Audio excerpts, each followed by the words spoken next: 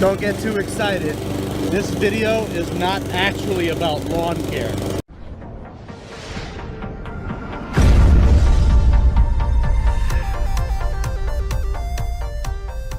Hey everybody, it's Manny with Manny's Book Bag, back with another video.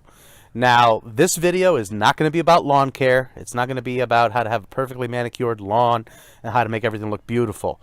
What it is going to be, it's going to be about how to be successful in books and media on Amazon FBA. Now, although there are several different business models to get us there, I'm going to mostly discuss the library sale thrift store model of sourcing. Mainly, I'm going to discuss it because that's my current model and the model that I know the most about. Now, success means different things to a lot of different people. In the goal setting video, I discussed how to set specific goals for yourself. Part of goal setting means defining what success means to you. A couple of years ago, I read a very interesting blog from one of the finest mentors I've ever had in my life. Vince McNeil wrote a blog that at the time was a roadmap for how to get to $100,000 net per year as an Amazon FBA bookseller.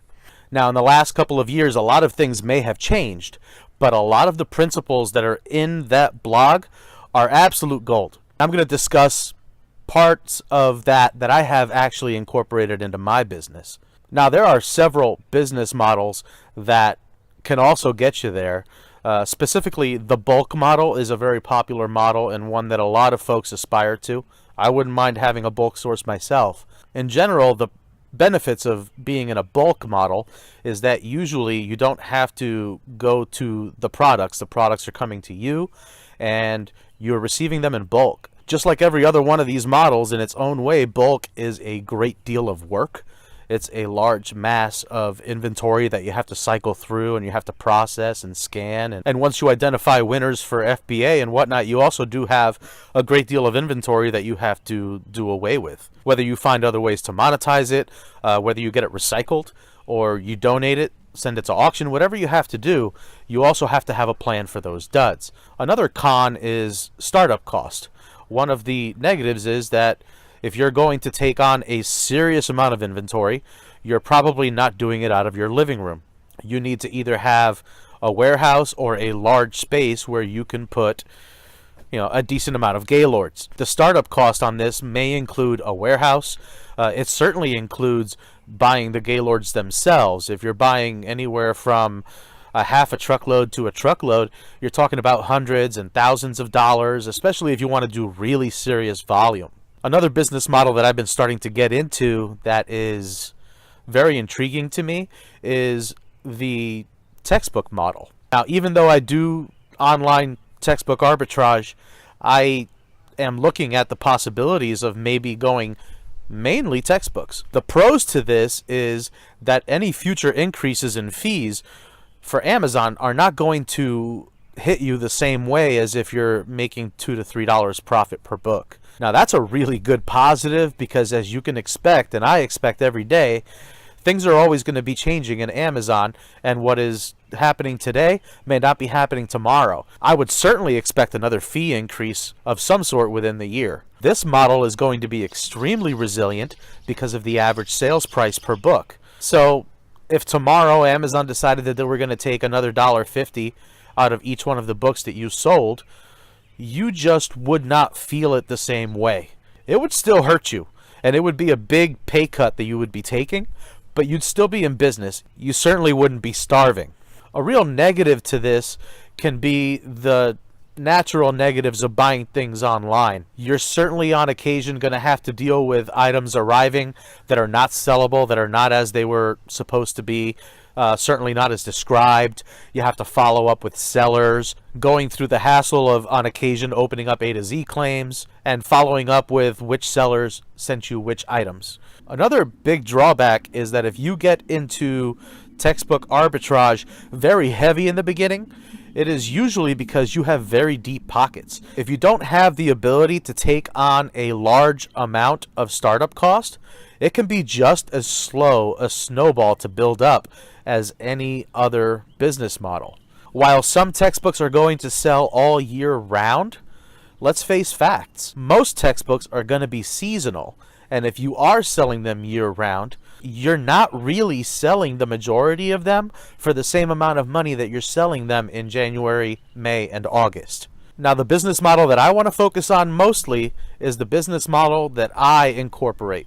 While on occasion I am going to secure a minor bulk deal, and I certainly do textbook arbitrage, they are not my main source of income in my business model. For Amazon FBA, my business model is the thrift store, library sale, and on occasion, the local garage sale and estate sale. Now, the biggest benefit to this business model is the startup cost. As I've stated several times, I actually began this business with free books that were around my home and $20 that I spent at a local library sale. Were there mistakes? Yes. Were there duds? Certainly. I was a new seller. I think we've all had a similar experience. No one started perfectly. But the cost was so low that I was able to make money almost immediately. And even though I had my hiccups and I made my mistakes, I was profitable almost right away. Another positive is that you can find inventory just about everywhere. Now, we can get into a long discussion about the recent changes at Amazon that have made a lot of books unsellable, that have really reduced how much inventory is worth sending into the warehouse. We could talk about that all day. But that truly doesn't faze me because there's still such an abundance of inventory that if you've got the right hustle and you're out there looking for inventory, you can certainly find it. On a limited work week and limited time that I have available to do this business, I'm able to find 175 to 200 books per week, and that's on a 20 to 25 hour work week. At the end of the summer, when my available time doubles, I can imagine that I should be finding 300 to 400, depending on the week. And the best part is, it's all cheap inventory. Another positive to attending library sales and thrift stores is that you have the opportunity to get in front of people. You have the opportunity to meet people, exchange names, business cards, get to know them, and establish the relationships that are really going to give you advantages to your competition. Just imagine if you know every manager's name at every thrift store that you frequent, and you're a regular there, and you have a chummy kind of rapport with them. That's an advantage. I'm not talking about getting into back rooms. I'm not talking about getting inventory that no one's touched or seen. That stuff happens, but what I'm talking about is being the sort of a buyer that people want to sell to. Imagine going to library sales and being chummy with the people that work those library sales. Imagine the kind of breaks that you can get from that. If you treat this like a people business and you take the time to get to know people, working this business from thrift stores and library sales can be really in your wheelhouse. Now, with every business, it's going to have its disadvantages as well. If you are working thrift stores and library sales, then one of the big disadvantages has to do with what happens once you get beyond startup costs. Once you're an established seller, your cost per book is usually higher than someone that purchases Gaylords or buys in bulk. This is because you're at the mercy of thrift store and library sale prices. Just be aware of that, because you can get out of the gates faster, but you're certainly going to pay more per book in the long run going to some of these thrift stores. Also, on occasion, you're going to have to deal with a library sale where they don't allow scanning. I think we've seen this a little more frequently, especially in recent years when, let's face it, some other sellers perhaps exhibited some poor behavior, left a mess, didn't act tactfully, caused disruption in the sales. Libraries don't have it. They don't care if you leave with 100 books or if you leave with 10. Typically, these library sales are a thank you to the friends of their library. It's an opportunity for them to reward their friends of the library with a lot of really nice books. So be aware that library culture is constantly changing, and there's going to be sales where you're not allowed to scan. Another disadvantage is the books and the CDs are not coming to you. You have to go to them. Working thrift stores and library sales quite often means that if you want to turn this into a full-time income, specifically if you want to make at least $100,000 net per year, you are going to have to travel. It's recently come up in the groups, and it's a great conversation about how far you're willing to travel for a good book sale or a medium-sized book sale. Some folks said they only travel 30 minutes, an hour. I travel up to 3 hours. And for me, that could be up to 150, 175 miles. It's not because I just love to travel. It's because I've made the commitment to go where the books are. Now, there's a correct and an incorrect approach to how to actually do this, and I would love to give you folks some advice on this right now. If you do not have a trade area map of some sort, whether it's an actual map or a spreadsheet that you are creating and putting in sources, then you're not quite as organized as you should be if you really want to tackle this full time.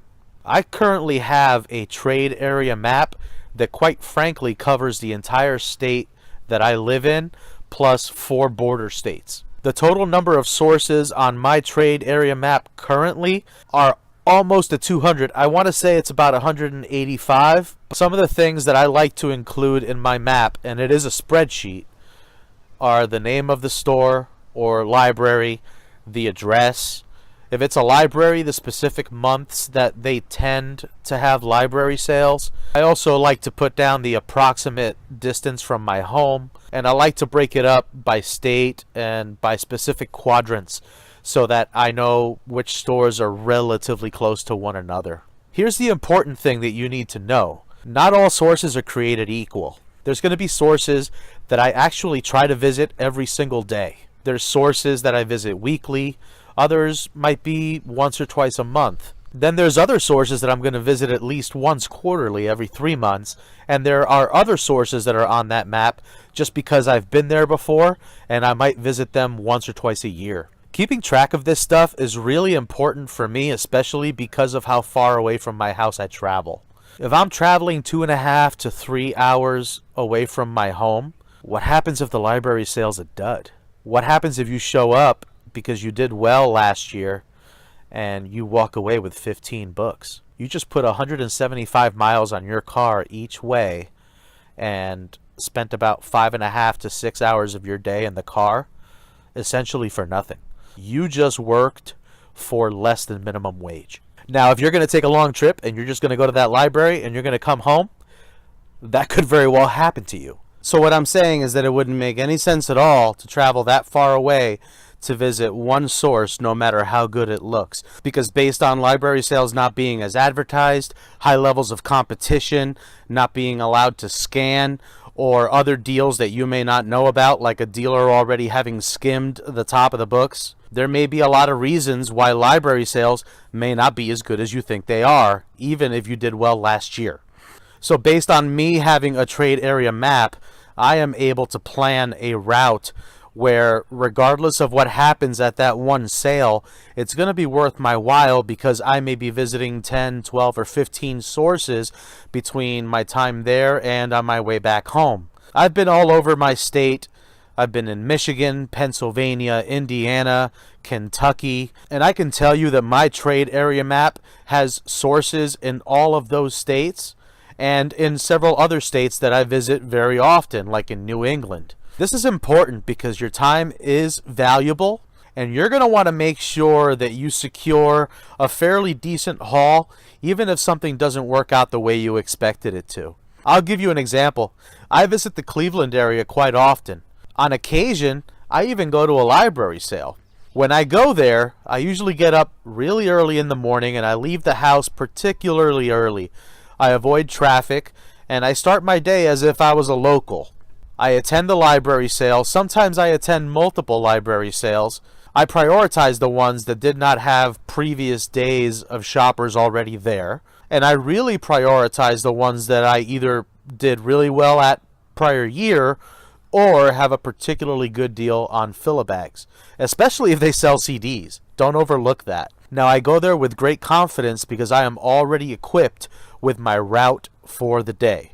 I carefully plan the route so that when I am done with the library sale, every 15 to 20 minutes, I should be stopping at a thrift store. Now, this is designed to be a very long day, but it is also designed for me to maximize how many stops I make. Now, the trick for me really is to stop at a source every 15 to 20 minutes.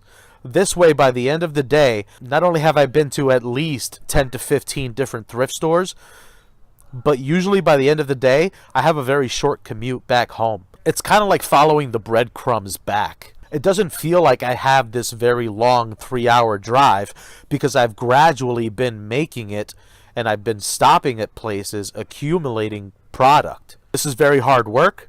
This is a grind.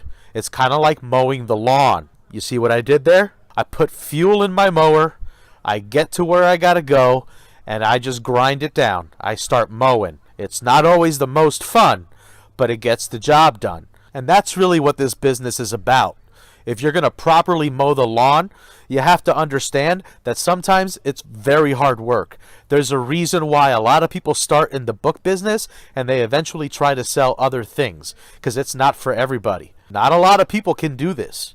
Even fewer people can make a full-time living of it. But whichever one of these business models is the model that you truly aspire to, I personally believe that all three are still viable, and my preference is to blend the three together into a more diverse model altogether. But here's the question of the day. Which model is your favorite? Go ahead and put in the comments below what your experience has been with bulk as well as with thrift stores and library sales. And if you're starting to get into textbook arbitrage, go ahead and share your experiences and which softwares you prefer. If you like this video and you'd like for me to make more of them, please remember to share, like, and subscribe to support the channel. If you haven't liked this video already, please smash that like button. And if you haven't subscribed yet, remember to tap on that book bag right there to become a subscriber. It's going to set you up with notifications so that you know when new videos drop. Until next time, let's go make some money.